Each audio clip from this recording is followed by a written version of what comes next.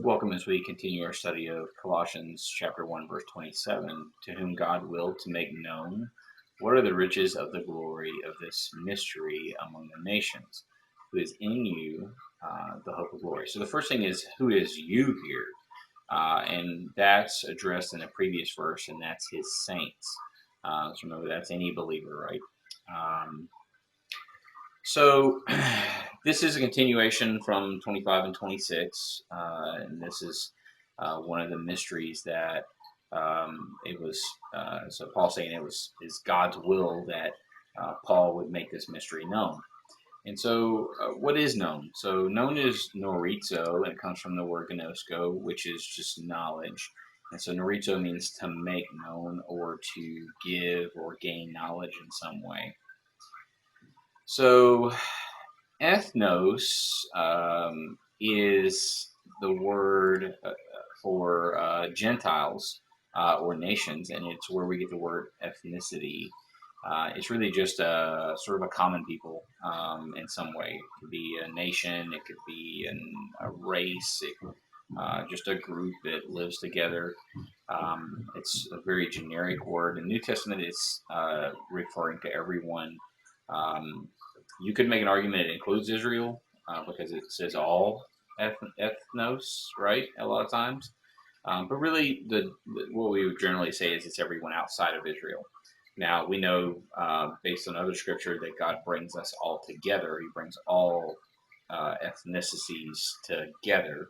And so that does, in the end, does include Israel, or those who were saved from Israel, I should say. Makes us one. Um, Riches is Plutos, and it really just means abundance of something, so more than is necessary. It's very commonly translated riches in the New Testament, but if you think of it as this is more than is needed, then that makes probably a lot easier to really understand when they say riches. It's really just more than is necessary of something.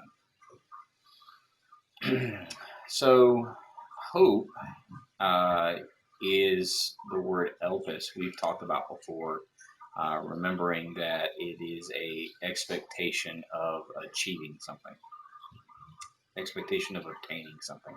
So it's not just a desire, but also expecting to get that desire, whatever that outcome is. And doxa is glory. So say glory is doxa. That's where we get the word doxology. And it comes from dokio, which is to think. And so Thayer, it does say, hey, it could be something good, it could be something bad, but really it's never used of anything bad in the New Testament that I'm aware of. It's, I would say, if not always used of good, then almost always used of something good. It has the nuance of splendor or brightness. So it's really to recognize or to think of the splendor of something. So, what is the hope of glory? So, again, remember, he's talking to the saints, he's talking to believers, and that Christ dwells in us, and that because he is in us, that gives us the expectation of salvation. It gives us the expectation of going to heaven with him, and that is offered to uh, all nations, is offered to everyone. And so again, that's the mystery: is that it's extended beyond Israel to everyone, and that Christ dwells in us, and that we should expect to go to heaven because of that.